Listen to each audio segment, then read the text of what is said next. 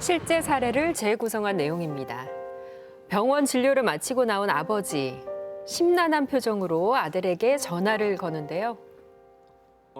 이따 집에 좀 들러. 얘기 좀 하게. 예, 아버지. 오늘 병원 다녀오셨죠? 병원에서는 뭐라고 그래요? 별 걱정할 건 없는 것 같고 이따 집에서 보자. 예, 저녁에 집사람이랑 같이 찾아뵐게요. 그날 밤 아버지, 병원에서는 뭐라고 그래요? 그게 내 종양 좀 있다는구나. 예? 뇌종양? 아버지. 그래서 그런지 집안일 하는 것도 좀 많이 힘들어졌어. 왜 자꾸 깜빡깜빡 되는지 모르겠어. 그래서 말인데 며느라, 집에 와서 날 좀 보살펴주면 좋겠구나. 아버님, 저도 일 있고 집에 애들도 있어서 여기서 지내는 건 어려울 것 같아요. 정 불편하시면 간병인이라도 구해볼까요? 그럼 간병인 한 사람 구해주겠니? 네, 그럴게요.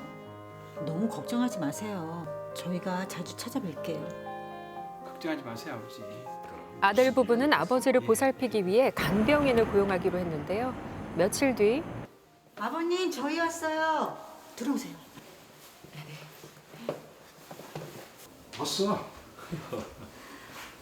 아버님, 제가 저번에 말씀드렸던 간병인이세요. 이분도 이 근처에 사시고 혼자 되신 지 오래되셔서 일하는데 부담 없으셔서 괜찮을 것 같다고요. 그래. 안녕하십니까.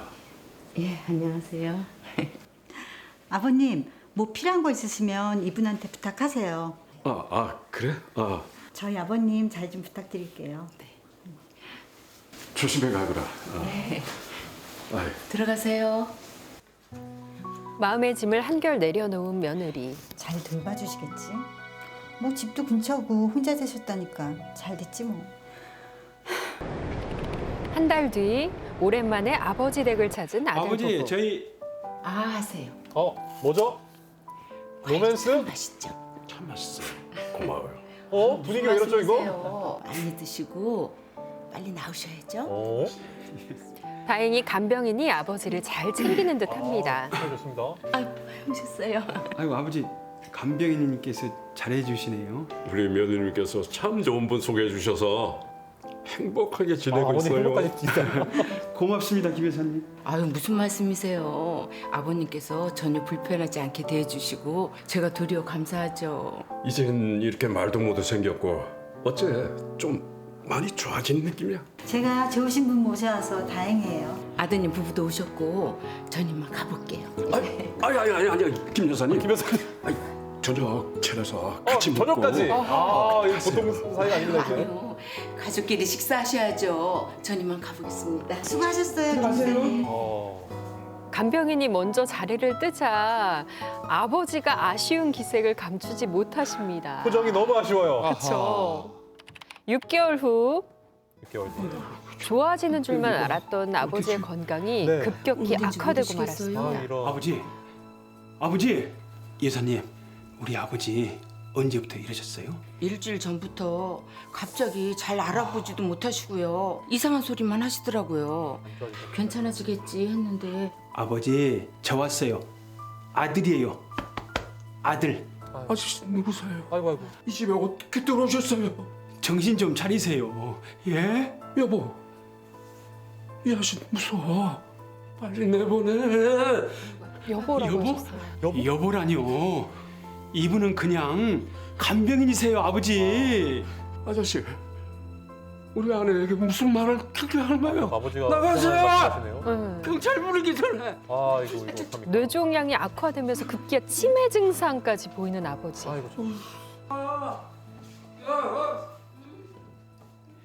김 여사님, 갑자기 이게 무슨 일이에요? 게다가 여보라뇨. 저를 아무래도 아내로 착각하시는 것 같더라고요. 제가 자꾸 아니라고 말씀드려도 아니라시면서 저러시네요. 저희 아버지를 잘 돌봐주신 건 좋지만 이러시면 안 되는 거 알죠?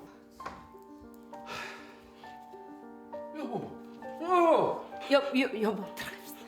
이 아저씨, 이 아저씨 무섭단 말이야. 빨리 들어가. 너무 슬픈 아버지, 상황입니다. 정신 좀 차리세요. 예? 아유. 이 아저씨, 오지 마. 이게 무슨 일이야 진짜. 결국 건강이 호전되지 못한 아버지는 그렇게 세상을 떠나고 말았습니다. 김 여사님 수고하셨습니다. 아버지 돌보느라 힘드셨을 텐데 마지막까지 함께해 주시고. 아니에요. 제가 할 도리를 했을 고생 뿐인데요. 많으셨죠. 김 여사님께서 장지까지 챙기실 일은 그건 아니죠. 그렇지. 정말 감사드립니다. 아버님한테 못 들으셨어요? 뭘요? 저 아버님하고 혼인신고하고 예? 법적인 아내예요. 예? 살아생전 아들 부부 모르게 간병인과 혼인 신고를 마친 아버지. 아버지 아내라고요? 장난이 지나치시잖아요. 아버님 치매 걸리셨을 때 저더러 여보라고 한 거 아드님도 들으셨잖아요. 심하시니까. 아버님이 워낙 원하셔서 혼인신고했고 이젠 법적인 상속자예요. 뭐라고요? 아니 그런 중요한 얘기는 왜 이제 하시는 거예요? 아버님 돌아가신 후에 이런 게 어딨어요? 와. 아버님이 원하셨다잖아요. 어? 그리고 이 집도 제 명의로 이 해주시기로 집도? 하셨으니까 이제 이 집은 제 거예요. 제 거? 진짜 보자 하니까 치매 환자 돌봤다고 재산을 탐내요. 와. 혼인이고 뭐고 다 무효예요. 마음대로 하세요. 이미 법적으로 부부인데 어머나. 아유 뭘 어쩌시려고. 와. 치매 걸린 아버지와 혼인 신고를 한 간병인 과연 상속 자격이 있는 걸까요? 반전 호러 드라마를 한편. 근데 이제 우리나라 사회가 고령화 사회로 진행되면서 네. 치매 환자도 분명히 이제 많이 증가를 할 거고 그러면 안 되지만 이런 일들이 없으란 법이 없잖아요, 변호사님. 이런 일이 종종 있고요. 예전에 또 저는 이런 일이 있었습니다.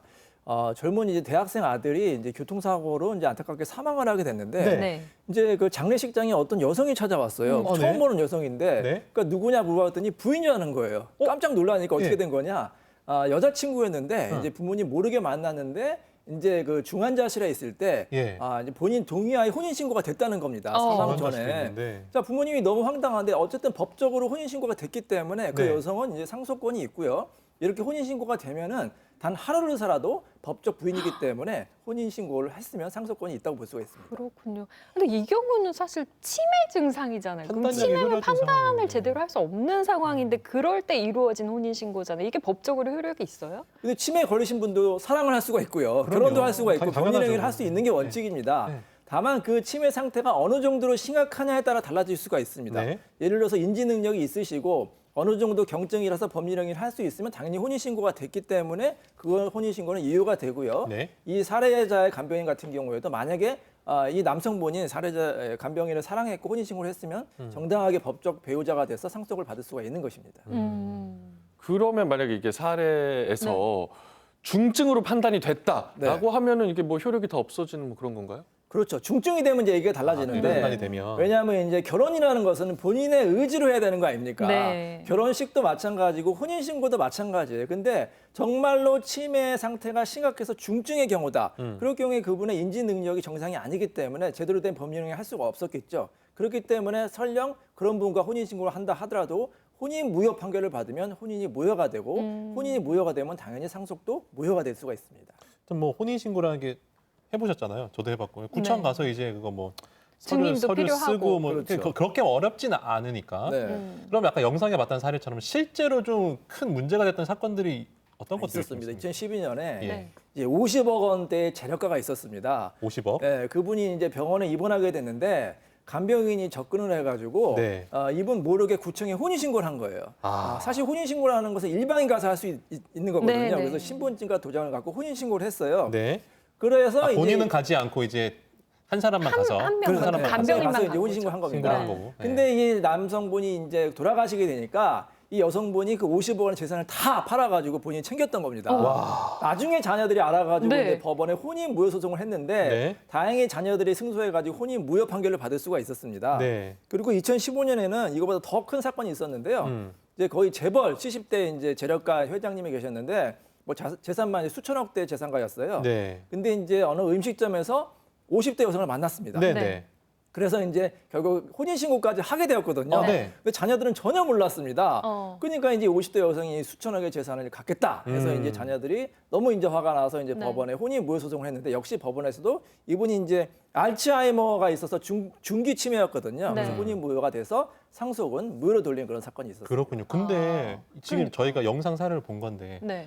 반대 반대 사례 사례가 있을 수 있죠. 그러니까 근데, 만약 자녀들이 상속받기를 원해서 네. 아버님이 그렇지. 진짜로 사랑했는데 그러니까 예를 들어 이런 거예요. 치매가 있으시긴 있으세요. 네. 그런데 아까도 말씀하셨지만 네. 진짜 사랑. 치매 환자는 진짜 사랑 못 합니까? 그거 아니잖아요. 근데 그렇죠. 이럴 경우에 네. 자녀들이 소송을 해서 무효 소송을 해서 승소를 해요. 근데 그럼 정말로 취소가 되면은 이제 그러니까. 이 간병인 분하고 이제 간병을 하다가 네. 이제 사랑을 하게 돼가지고 사랑할 수 있잖아요. 결혼해서 이제 혼인신고 찐사랑. 하는 경우도 있습니다. 네. 그래서 그런 경우에는 이제 혼인 다 무효라고 할 수가 없겠죠. 예. 특히 이제 실제로 결혼식을 하거나 아니면 동거 기간이 오래돼서 실질적으로 이제 부부 생활을 하면 그걸 사실혼이라고 할 수가 있거든요. 네. 이 사실혼의 경우에는 설령 다른 사람이 이제 명시적으로 동의를 하지 않았다 하더라도 이게 묵시적으로 동의했다고 봐요. 그래서 그런 경우에 혼인신고를 유효로 인정해주는 경우가 있으니까 모두가 무효가 된다고 보시면 안 되고요. 경우에 따라서 유효가 될 수도 있고 무효가 될 수 있다 이렇게 보시면 되겠습니다. 변호사분들도 판단하시기 좀 어려울 수도 있겠네요. 그러니까요. 왜냐하면은 초기 치매에서는 내가 분명히 판단력이 있어서 사랑을 하고 혼인신고를 했는데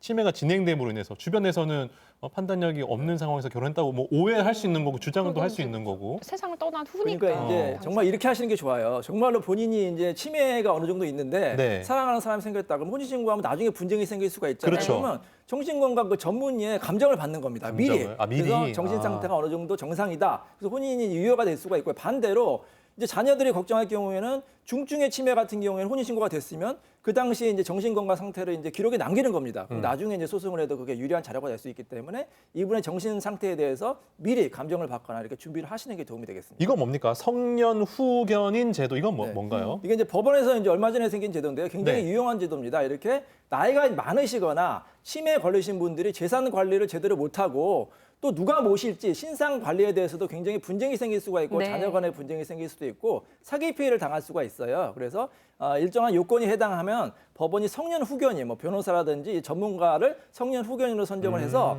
이분의 재산도 관리하고 아, 네. 신상 보호도 다 아하. 같이 해주거든요. 굉장히 좋은 제도입니다. 그러니까 아. 이 제도도 꼭 이용하시면요 사기 피해도 예방하고 분쟁을 미리 예방할 수도 있습니다. 네. 그러니까 치매 증상이 있을 때 이 성년 성년 후견인 후견인 제도. 제도를 이용하면 좋겠습니다. 인철 변호사님 오늘도 말씀 고맙습니다. 고맙습니다.